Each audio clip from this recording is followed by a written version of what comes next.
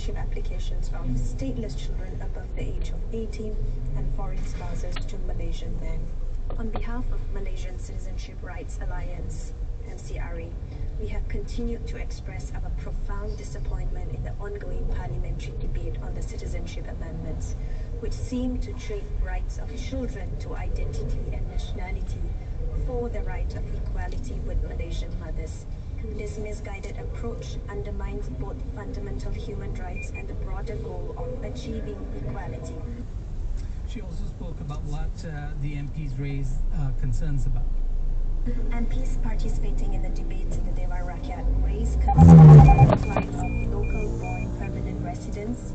The debates clearly demonstrated a lack of awareness of the proposed way out, or having sufficient opportunity to deliberate on whether the proposed solutions are genuinely acceptable and do not contribute to the perpetuation of statelessness. Many suggested that the regressive amendments must have a parliamentary select committee oversight. We urge all citizens to join us in holding our elected officials and government bodies accountable. Together, we can ensure that our representatives honor their oath of office, adhere to constitutional principles, and